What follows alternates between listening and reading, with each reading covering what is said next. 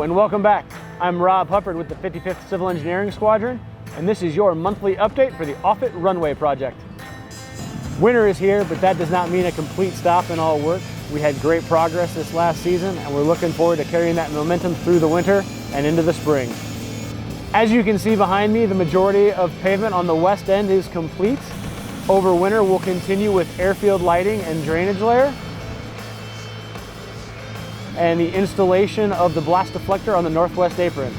We will also continue installing joint sealant on the mass parking apron. Well, that wraps it up for your winter update. Like last month, we are still on time and on budget. Happy holidays.